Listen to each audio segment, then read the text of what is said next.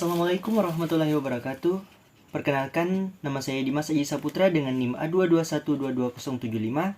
Saya mahasiswa semester 3 Program Studi Pendidikan Biologi, Fakultas Keguruan dan Ilmu Pendidikan, Universitas Tadulako. Di video kali ini, saya ingin menjelaskan mengenai sistem pencernaan pada hewan dalam mata kuliah struktur hewan. Sebelum lanjut ke pembahasannya, ada beberapa sub pembahasan yang akan dibahas. Yang pertama yaitu pengertian dari sistem pencernaan. Yang kedua, organ pada sistem pencernaan hewan. Yang ketiga, proses sistem pencernaan. Yang keempat dan terakhir adalah gangguan dan penyakit pada sistem pencernaan. Langsung saja ke pembahasannya, yaitu pengertian sistem pencernaan.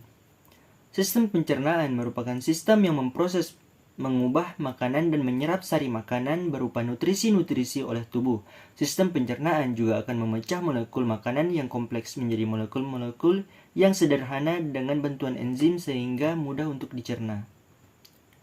Hewan dan alat tubuhnya termasuk alat pencernaannya berkembang dan menyesuaikan diri dengan lingkungannya serta bahan makanannya. Dengan demikian, kita kenal beberapa golongan hewan yang berbeda berdasarkan sumber makanannya, yaitu karnivora, herbivora, dan omnivora.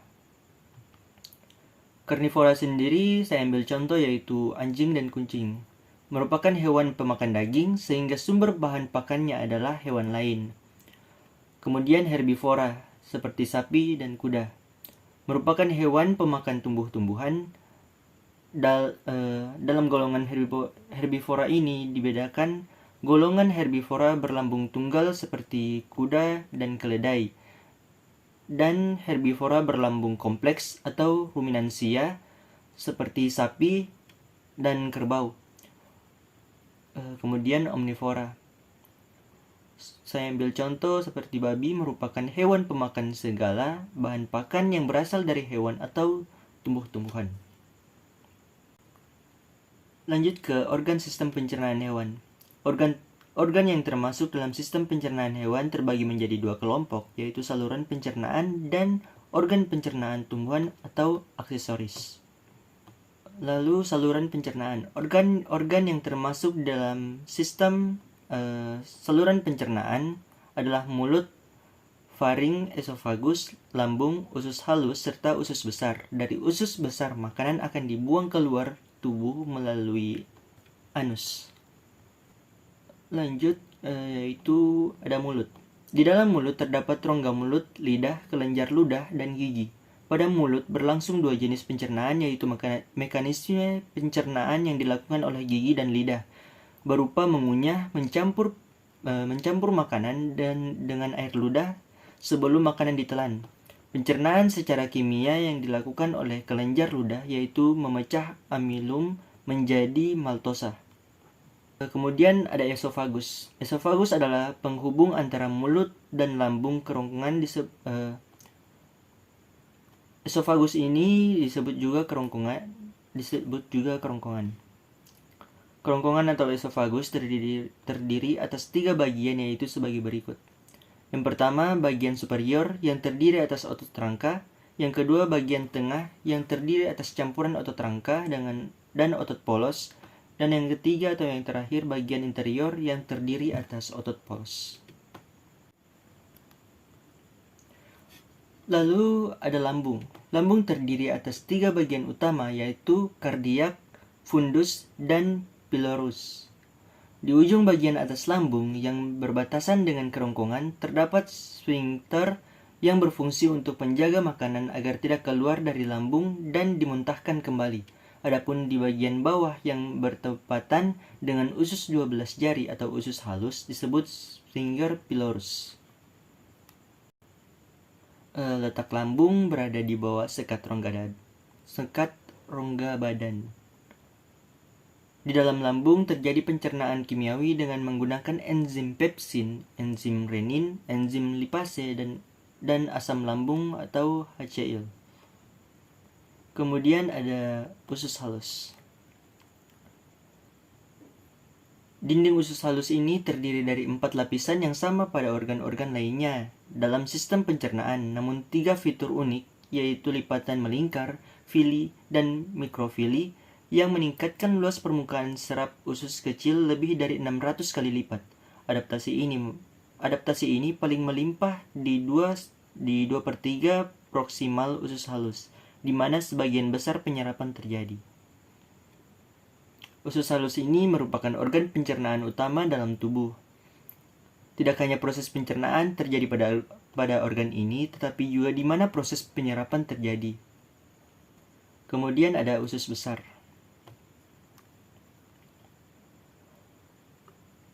Fungsi utama organ ini adalah untuk menyelesaikan penyerapan nutrisi dan air, mensintesis vitamin tertentu, membentuk feses, dan menghilangkan feses dari tubuh. Usus besar ini adalah bagian terminal dari saluran pencernaan. Lalu ada anus. Anus atau dubur adalah penghubung antara rektum dengan lingkaran luar tubuh. Di anus terdapat otot sphincter yang berfungsi untuk membuka dan menutup anus. Fungsi utama anus adalah sebagai alat pembuangan feses melalui proses defekasi atau yang biasa disebut dengan buang air besar. Kemudian organ pencernaan tambahan atau aksesoris. Gigi dan lidah terdapat dalam rongga mulut, kantung empedu serta kelenjar pencernaan akan dihubungkan kepada saluran pencernaan melalui saluran pencernaan. Kelenjar pencernaan tambahan akan memproduksi sekret yang berkontribusi dalam pemecahan bahan makanan. Gigi, lidah, kantung empedu, beberapa kelenjar pencernaan seperti kelenjar ludah, hati, dan pankreas.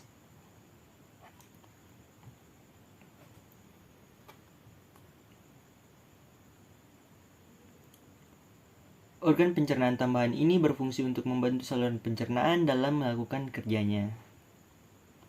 Lalu sistem pencernaan. Seperti yang sudah saya ambil contoh tadi, ada hewan herbivora seperti sapi.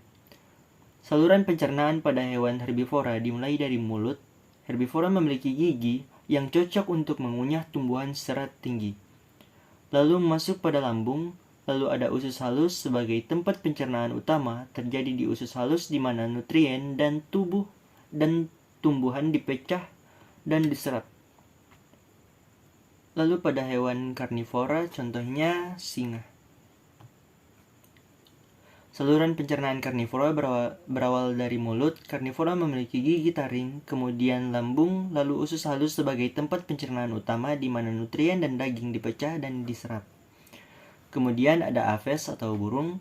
Saluran pencernaan aves terdiri atas mulut, kerongkongan, tembolok, lambung kelenjar, lambing pengunyah atau empedal, usus halus, usus besar, rektum, dan kloaka.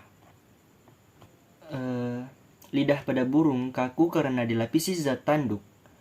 Lambung atau perut besar terdiri atas dua bagian, yaitu lambung kelenjar di bagian depan dan lambung pengunyah atau empedal di bagian belakang, seperti yang sudah dijelaskan. Kemudian ada reptil. Saluran pencernaan pada reptil terdiri dari mulut, kerongkongan, lambung, usus, dan kloaka. Kelenjar pencernaan berupa pankreas, kelenjar ludah, dan hati. Gigi tubuh pada rahang atas dan rahang bawah. Pada ular berbisa terdapat gigi berbisa atau gigi beracun. Lalu ada amfibi.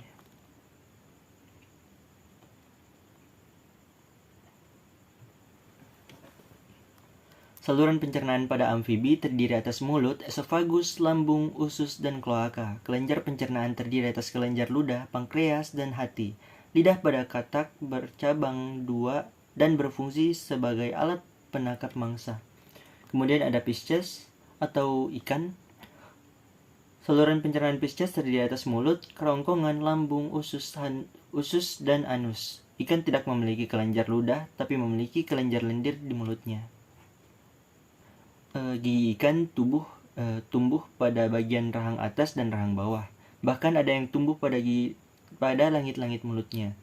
Ikan tidak mempunyai kelenjar ludah, tetapi mempunyai kelenjar lendir di mulutnya, seperti yang sudah dijelaskan sebelumnya. Lambung pada ikan merupakan pelebaran dari saluran pencernaannya. Ikan mempunyai hati, kantung empedu, serta saluran empedu yang bermuara ke dalam usus. Pankreas dan hati bersatu disebut hepatopankreas.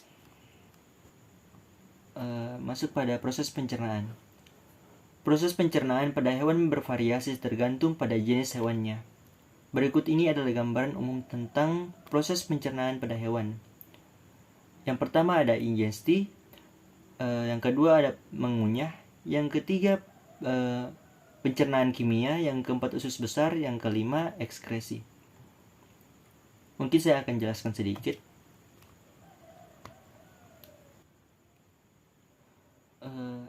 Ingesti itu pencernaan dimulai dengan makanan yang dimasukkan ke dalam tubuh hewan melalui mulut atau bagian lain yang sesuai. Lalu ada pengunyahan. Jika hewan memiliki gigi, makanan mungkin dikunyah atau dipecah menjadi potongan-potongan yang lebih kecil. Lalu yang ketiga pencernaan kimia. Pencernaan kimia dimulai ketika makanan masuk ke dalam lambung atau rongga pencernaan lainnya. Di sini, cairan pencernaan dan enzim dihasilkan untuk memecah makanan. Proses ini dapat berbeda tergantung pada jenis makanan dan sistem pencernaan hewan. Lalu usus besar. Pencernaan berlanjut melalui usus besar, di mana nutrisi atau nutrien diserap ke dalam aliran darah hewan. Produk sisa yang tidak dapat dicerna mungkin juga mengalami pengeringan dan penggilingan lebih lanjut di usus besar. Kemudian ada ekskresi. Sisa makanan yang tidak dapat dicerna diekskresikan dari tubuh hewan melalui rektum dan anus sebagai tinja atau kotoran. Perlu diingat, proses pencernaan pada hewan dapat sangat bervariasi antara jenis hewan. Misalnya, hewan herbivora pemakan tumbuhan seperti sapi memiliki sistem pencernaan yang dirancang untuk menguraikan serat tumbuhan yang kuat, sedangkan hewan karnivora atau pemakan daging seperti singa memiliki sistem pencernaan yang lebih sederhana yang lebih fokus pada pemecahan protein hewani. Lalu hewan omnivora seperti manusia atau seperti kucing tadi yang sudah saya ambil contoh memiliki sistem pencernaan yang dapat mengatasi berbagai jenis makanan. Selain itu ada beberapa hewan yang memiliki metode unik pencernaan, misalnya burung pemangsa seperti burung hantu akan mengeluarkan sisa-sisa makanan yang tidak dapat dicerna dalam bentuk bola-bola rambut setelah mencernanya. Lalu kita masuk pada penyakit pencernaan. Yang pertama dispepsia. Dispepsia adalah gangguan umum pada pencernaan hewan seperti gangguan pencernaan yang disebabkan oleh makanan yang sulit dicerna. Lalu ada kolik pada kuda. Kuda dapat mengalami kolik yang dapat berupa masalah serius pada pencernaan mereka. Lalu ada diare. Tidak hanya manusia saja yang dapat mengalami diare, tapi hewan juga dapat mengalaminya. Diare berupa infeksi, perubahan diet, atau gangguan lainnya dapat menyebabkan diare pada hewan. Lalu, obstruksi pencernaan. Benda asing atau penyumbatan dalam sistem pencernaan hewan dapat mengganggu proses pencernaan. Lalu, gastritis. Inflamasi lambung bisa mempengaruhi hewan seperti gastritis akut pada anjing atau kucing. Lalu ada pankreatitis. Pankreas yang meradang dapat mempengaruhi hewan, khususnya anjing. Lalu kencing batu. Kencing batu dapat mengganggu saluran kemih dan pencernaan hewan. Lalu ada sindrom pencernaan iritasi. Terutama pada kucing, gangguan ini dapat menyebabkan muntah dan diare. Lalu ada hepatitis, gangguan hati dapat berdampak pada sistem pencernaan hewan. Lalu ada 10 enteritis. radang usus atau enteritis adalah gangguan pencernaan umum pada hewan. Lalu ada indigesti fegal pada ruminansia besar dan kecil. Gangguan pencernaan fugus atau indigesti fegal pada ruminansia adalah suatu kondisi yang berhubungan dengan gangguan fungsional lambung depan atau omasum. Gangguan tersebut yang mengakibatkan kerusakan total atau parsial akibat kompresi atau peradangan saraf vagus. Terdapat dua jenis gangguan indigesti fegal, yaitu stenosis fungsional proksimal antara rektum dan omasum, dan sitonosis fungsional distal antara abomasum dan duodenum.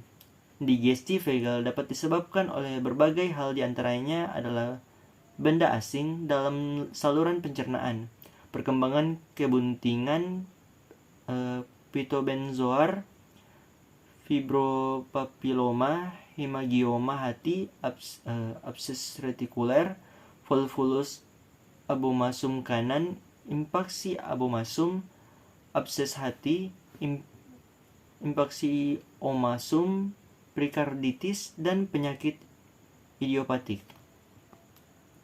Lalu ada penyakit mulut dan kuku pada hewan. Penyakit mulut dan kuku pada hewan ternak ruminansia. Penyakit ini disebabkan oleh virus tipe A dari keluarga Picornaviridae. Gejala yang muncul pada hewan yang terinfeksi pada demam, lesu pada mulut, kaku, dan puting susu. Penyakit ini dapat menyebar dengan cepat dan dapat menyebabkan kerugian ekonomi yang besar pada peternakan.